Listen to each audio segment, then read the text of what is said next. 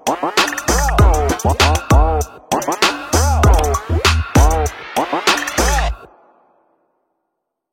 salam istimewa dari Jogja. Saya Andi dari Jawara Media. Di samping saya ini ada sebuah PC build yang sudah jadi, yang dimensinya gede banget dan beratnya juga nggak main-main. Tadi saya agak kesusahan untuk naikin ini ke atas meja.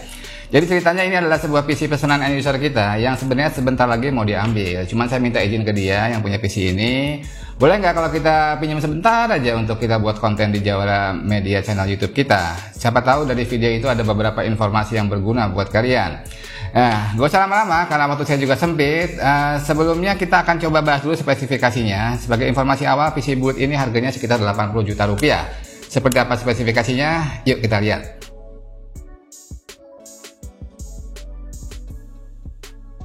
Yuk kita obrolin dulu tentang spesifikasi PC build kita kali ini. Jadi ini prosesor yang digunakan bukan seri AMD Ryzen desktop yang biasa kita pakai ya, bukan Ryzen 5, Ryzen 7 atau Ryzen 9. Ini menggunakan AMD Ryzen Threadripper yang segmentasinya untuk workstation. Dan yang kita pakai pada PC build kali ini adalah AMD Ryzen Threadripper 3960X yang memiliki 24 core 48 thread dengan total cache memori 140 MB dan TDP 280 watt. Ya, Threadripper ini menggunakan soket yang berbeda juga dengan AMD desktop pada umumnya yang bisa menggunakan AM4 soket. Ini menggunakan soket TRX 40. Jadi untuk motherboard kita juga menggunakan yang TRX 40 dan kita pilih dari Asus dengan seri ROG Zenith 2 Extreme Alpha. Ya, salah satu top of the line Asus motherboard untuk TRX 40 soket. Kelihatan kalau motherboard ini premium, dari bentuknya udah kelihatan, dari spesifikasinya juga kelihatan. 16 fase untuk VRM-nya, terus pendinginan juga cukup masif, untuk VRM juga oke, untuk NVMe juga ngeblok dari atas sampai ke bawah. Ada suhu monitor di bagian VRM pendingin di sini, bisa kelihatan suhu kerja monitornya. Terus untuk konektivitas juga sudah Wi-Fi 6 dan 10 Gbps untuk LAN card-nya. Audio juga sudah yang premium, jadi secara umum motherboard ini sudah sangat mumpuni dan kaya fitur lah dengan harga yang emang tidak murah ya. Terus untuk VGA card kita menggunakan RTX 3080 dari MSI Gaming Z yang 10 GB VRAM-nya. Terus storage kita menggunakan 3 buah storage. Yang pertama NVMe 1 TB dari Samsung 980, terus yang kedua SATA 2 TB dari Samsung juga, dan yang ketiga sebuah harddisk 4 TB dari WD. Total general ada 7 TB storage di PC build kita kali ini. Terus untuk apalagi power supply ya. Untuk power supply kita percayakan pada Seasonic Prime Platinum 850 watt. Jadi sertifikasinya 80 plus Platinum. Terus untuk heatsink, jadi memang kalau kita beli Threadripper dari paket penjualannya tidak dibawakan heatsink bawaan. Jadi kita wajib memilih third party cooling untuk mendinginkan Threadripper. Dan kita percayakan pada Noctua U14S TR yang bentuknya kayak gini. Noctua adalah salah satu manufaktur terbaik lah, salah satu yang terbaik di dunia untuk air cooling saat ini. Ini bentuknya kayak gini dengan 2 buah fan push and pull dengan warna khas Noctua yang sebenarnya nggak terlalu matching ya dengan PC boot kita kali ini. Warnanya coklat tua dan coklat muda kayak pramuka, cuman yang ngebuild nggak begitu mempermasalahkan penampilan, yang penting performanya oke. Terus total kita kemas dalam sebuah casing Cooler Master H500P yang cukup gede dimensinya, dan 2 buah fan bawaannya di bagian depan tuh gede banget ya, 20 cm diameternya. Terus kita tambahin 3 buah fan di bagian atas untuk memperlancar airflow dari ID cooling. Kayak gini jadinya, bagian depannya mesh plus Noctua pendingin, di sini juga ada fan di bagian belakang bawaan casing plus 3 di atas. Diharapkan airflow-nya cukup optimal dan bisa menjaga suhu kerjanya tetap optimal juga. Penasaran nggak gimana patut kita ngebuat PC ini? Yuk kita intip sebentar.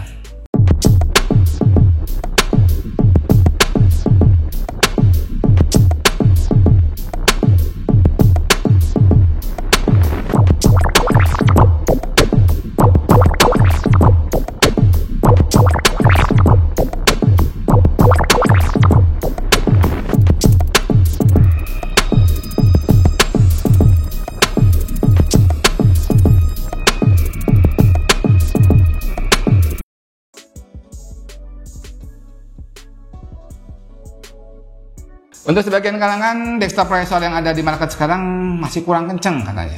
Jadi kalau dari point of view kita sebagai pengguna biasa, Ryzen 9 series ataupun Intel Core i9 Alder Lake itu udah kencengnya minta ampun ya.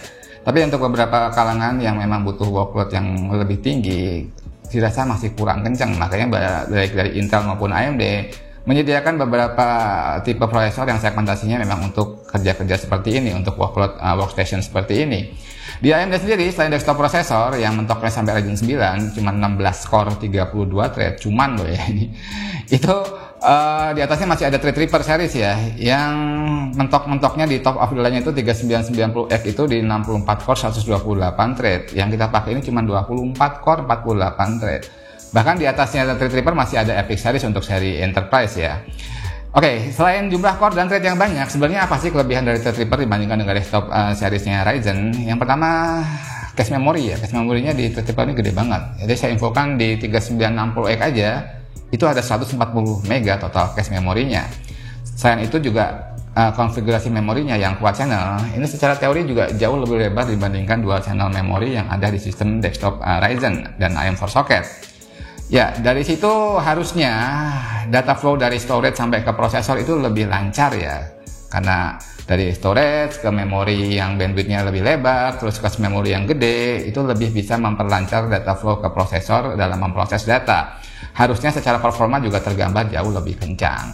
Nah, untuk itu coba akan kita intip sedikit, kira-kira untuk gambaran kalian aja ya, si Threadripper ini segimana kencangnya sih? Yuk kita coba intip performanya.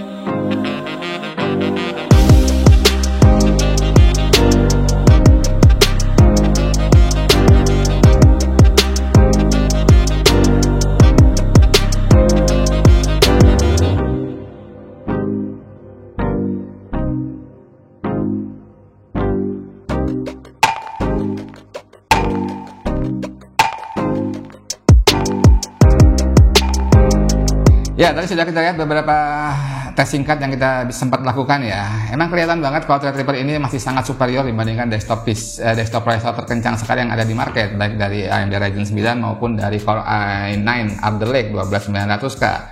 Bahkan kita lihat tadi di R23 Cinebench, core multi-thread-nya si Threadripper ini itu sampai 37.000 lebih, dan itu masih jauh banget dibandingkan kalau kita bilang Core i9 12900KS lah yang paling kencang sekarang, dalam kondisi overclock pun nggak nyampe ke 30.000. Jadi masih ada perbedaan yang cukup jauh dibandingkan si Threadripper ini.